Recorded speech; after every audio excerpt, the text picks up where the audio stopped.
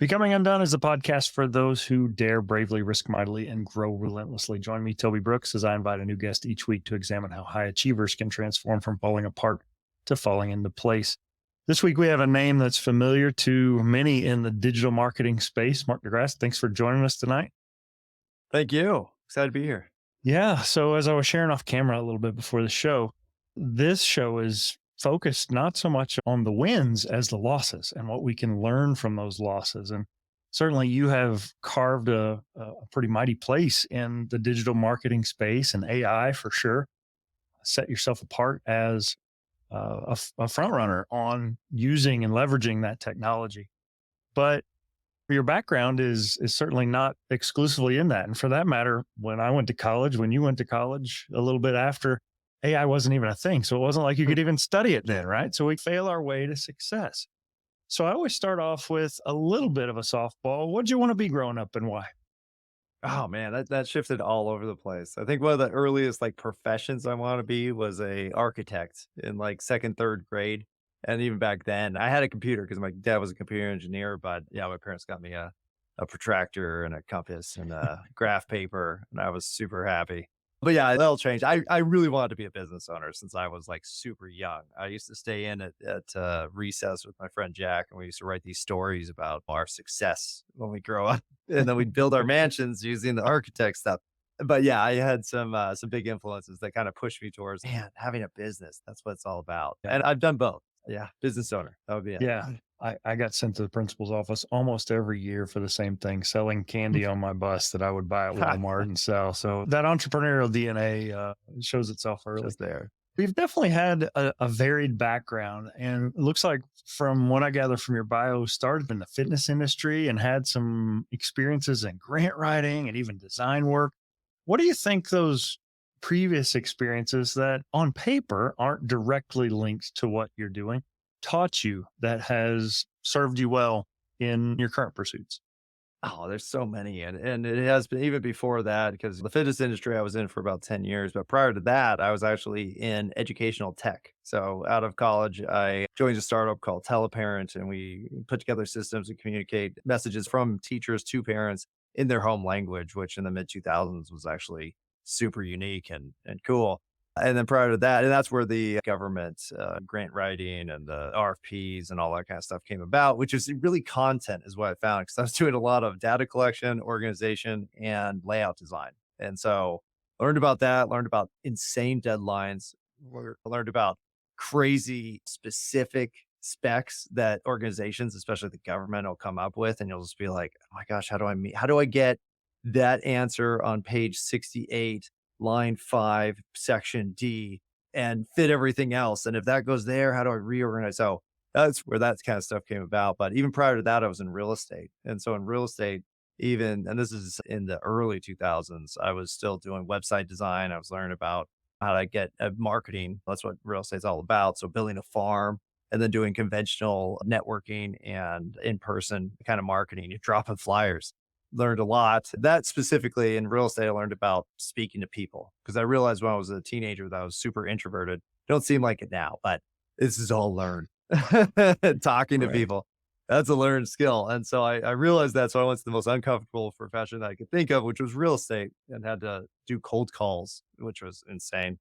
And then fitness, of course, taught me about organization, progression, the value of content, and how you could connect content to products, which I did by importing equipment from other countries and then selling it through an e-commerce store using, it wasn't GeoCities, I think it was Yahoo stores. I learned about paid traffic. I learned about content marketing, SEO, all elements of digital marketing with fitness. I made a magazine, sold that magazine. So I learned how to essentially create a company that you can sell 100% organic because I did not use much paid media for that one.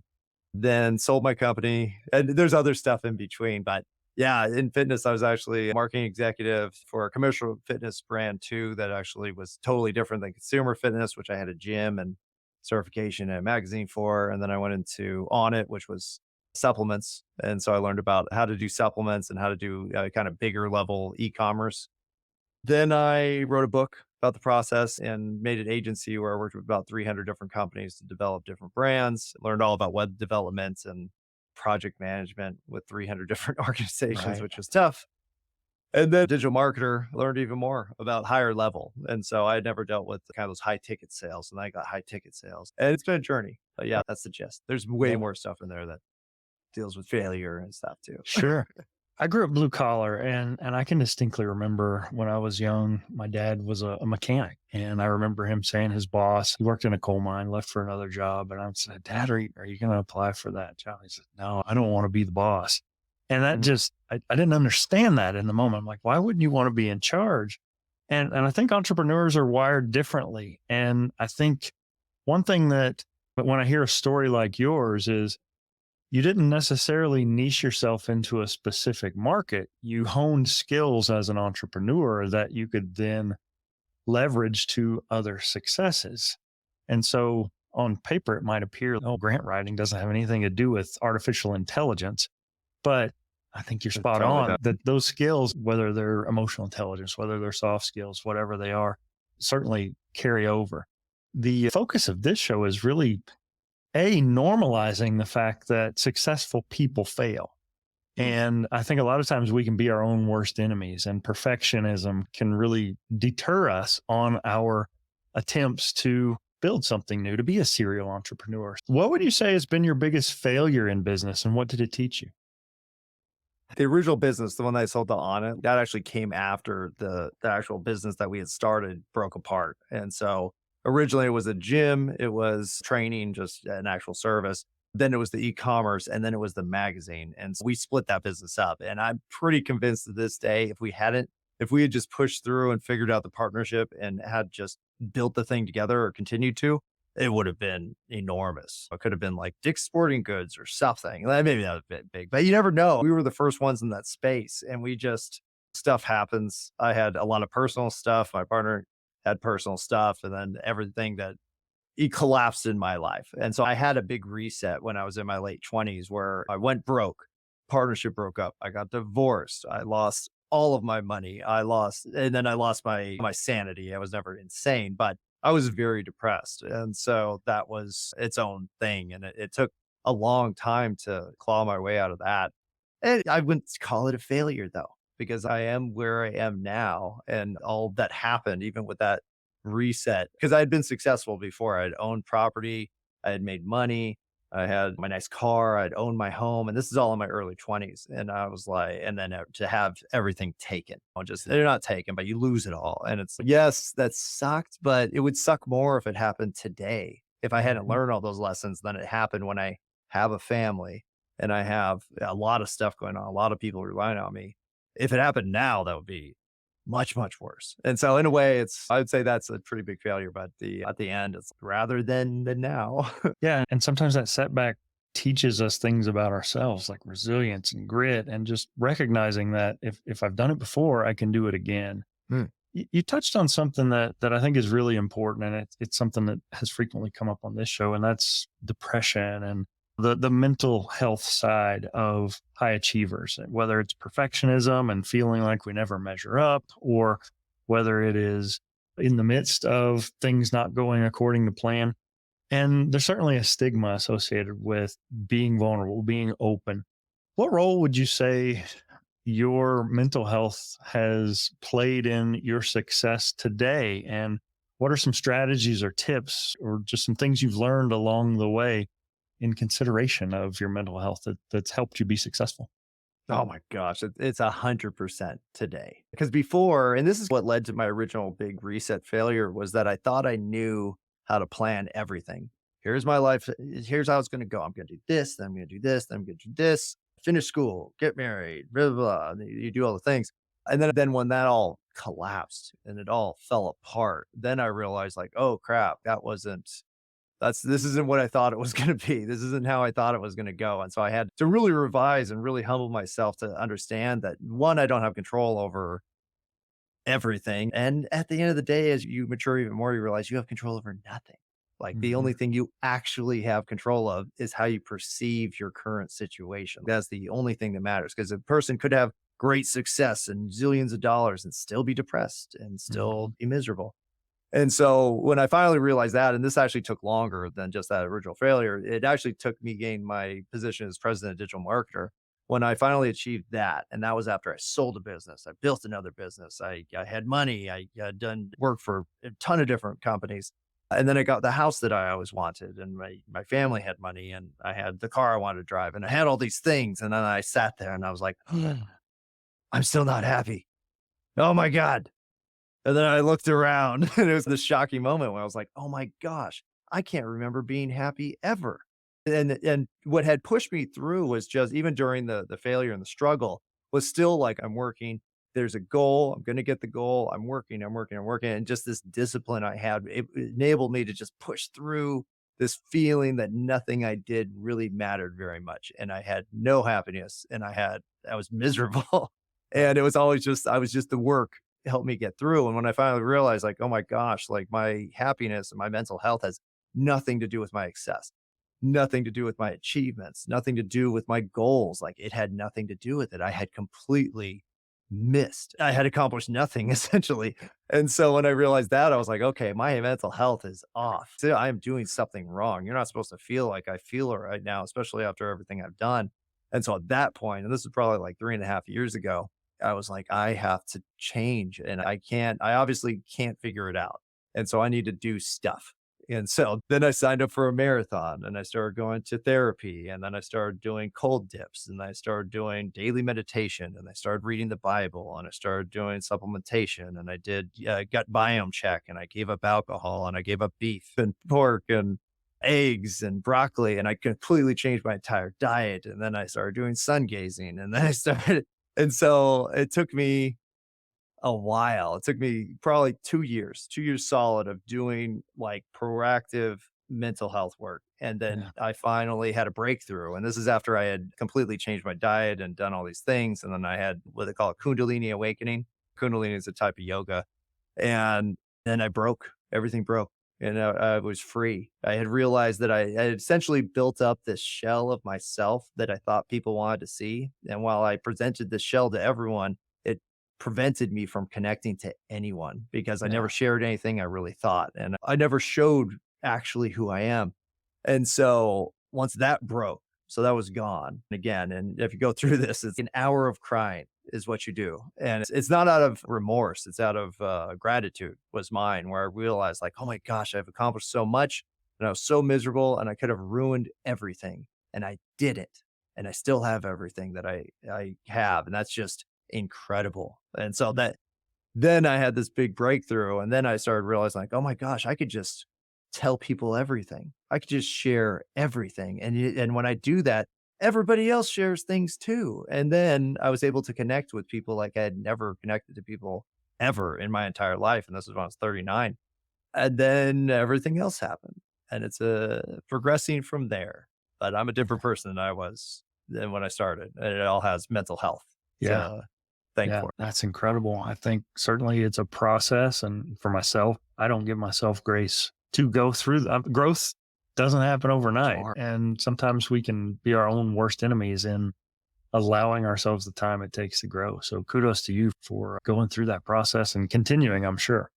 Thank you. And I will let you know that it was actually from fitness that allowed me to do that because what it was progression and understanding that just like in fitness, you don't get buff by spending 30 minutes in the gym once a year. It's Right. it's daily and you keep on hitting it and you keep on going and you measure and you optimize and progress.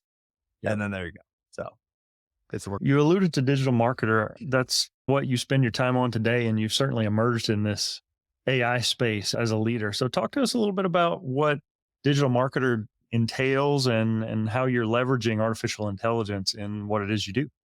Sure. A digital marketer, we teach all aspects of digital marketing, which is all marketing at this point, but it's a systematic framework. We call it the customer value journey. It's an 8 stage process, allowing people to know nothing about your brand, find your brand, engage, subscribe to your content, convert with a low priced offer, get excited after that purchase, ascend through your funnel, become a passive advocate, and finally an active promoter. And so it's an 8 stage system, and everything we do is derived from this process and involves all the methodology, which is what people think of when they think of digital marketing. Oh, it's email and it's SEO and it's social media and paid media and it's blah, blah, blah, blah, blah. Those are just techniques. And so you need to have a core strategy to apply these techniques to. Otherwise, you have one-off success or random acts of marketing is what we call it. So we teach people how to do that. And then we also set up communities and networks through our mastermind and through our certified partner program to help marketers engage each other and each other's knowledge in order to have us all succeed and share information so everybody could have more successful marketing. That's what digital marketing does. Now, AI is the realization of all of my dreams because people don't realize that most of the time we spend doing stuff. And I've been using computers since I was probably 5. So this is like the mid 80s. My dad was a computer engineer, so I was always around computers. Is dumb. Like most of our time is dumb. It's spent doing data entry and replying to messages and rewriting content and organizing content and setting a schedule and blah, blah, blah, blah, blah. Most of the time, on average, your average office worker in the United States spends 6 hours a day on email. And that doesn't say, oh, we're communicating so much. It's no, we're wasting a bunch of time and processes just are stupid. And that all of the things we do are basically just not getting work done. And I realized that because you could see a single marketer and a single marketer could do so much. They could, if you set me loose and you said, hey, Mark, I just need stuff and do whatever you want with the stuff. And here's the product and just go crazy. I could build you amazing things, amazingly fast. But it's just because I don't have to deal with the back and forth of a bazillion people around me and other people's demands and thoughts about how you think the visuals should look and what the colors are and what the copy says and blah, blah, blah. None of that crap matters because the actual system itself gets so convoluted and lost during this creation process because you have so many inputs that everything you do is not very effective. Now, what AI does is allows a single marketer to be uber powerful. You could do incredible things incredibly fast if you just have a basis of the information, a solid strategy, and then one person making decisions. You could build anything you want and you could do it super fast. And so I exemplified this, and this is what I'm talking about at Traffic and Conversion Summit next month, which is a brand avatar, which is basically how to turn your brand into something that you could communicate to other people, but more importantly, communicate to AI so that you could create all the content you need and all the visuals you need and all the strategy you need all within a single system. And it's the brand avatar plus I'm presenting a magazine that I designed over a weekend. And I'm going to say, here's what you can do. Here's what we can do. And so that's all AI because if it wasn't for AI, I did this process manually. I actually made my first magazine using Photoshop, which if you're a designer is hard. For sure. Yeah. I teach by day and everyone's crying about, oh, generative AI is going to be the end of higher education, but it's a tool. And you can so leverage this tool to multiply and scale your productivity. And so I'm looking for ways to integrate it into what I'm doing, not to legislate it out. So, man, for education, AI and education, and that's really what digital marketer does is we teach people. What that allows you to do is stop trying to communicate the information to a group of individuals, because that's what you do as a teacher, right? You have a lessons plan. You got to teach these things. The takeaways are going to be this. And then you have to say, how do I present this to a group of 30 people so they all understand? What AI is going to allow us to do is become formula builders. Here's the lesson I want to teach. And now I need to teach it to Billy. And you know what? Billy's obsessed with baseball. If I could take this lesson of this complex topic and turn it into baseball terms, now it's going to be interesting to Billy. It's going to be memorable because he likes baseball. And it's going to be understandable because we can apply all the rules for this lesson plan into baseball rules, which he already knows. And so it's contextual. And now you can make individual lesson plans for every one of those 30 people that will be communicated better than you could possibly even teach. Yeah. And so that's what AI is going to do for education. Sure. I heard you mention on a recent podcast about how marketing messages are being crafted consumer by consumer in a way that you as a marketer 10 years ago, you have to market to. Maybe you niche it down into your group, but now you can do it. Google has this mountain of data on all of us. Yeah. I want to be respectful of your time. My next to last question here is a bit of an oddball. If you were watching a montage of your life, what song would you choose to play in the background and why? Oh, what's funny is I'm not going to say why, but I'm at a point where I'm back to the same song that I've listened to multiple times in my life. Ramble On by Led Zeppelin. Okay. That's it. That's the song. I play it every few years. Very cool. Mark, you've obviously accomplished a myriad of different things in what would appear to be disparate industries, but all related. What for Mark is left undone? You know what? I really want to help a bunch of individuals just get to like epic levels of success. And when I say success, it's not, oh, they have all this money. The older I've gone, the more I'm like, man, money's stupid. It's a tool. But that's like saying toothpaste is, oh man, you gotta get the toothpaste because your teeth will be super clean.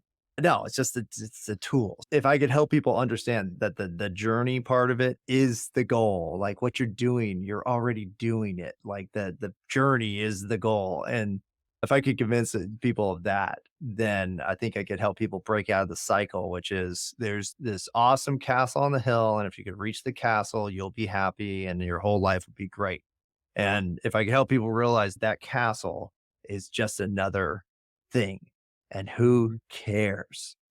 Like, it doesn't matter. You're going to have to live there for the rest of your life. No, it's not going to be enough. You're going to get bored. And if you're not bored, then you're probably not deep enough to even be concerned with what I'm talking about. That's fine. Mark, it's been a real pleasure. Thanks for joining us today. I really appreciate your time. Thank you, Toby. Last little bit here, I stitched this in. If you could just state your name and say, and I am undone. I'm Mark Grasse, and I am undone. Awesome. Thank you so much.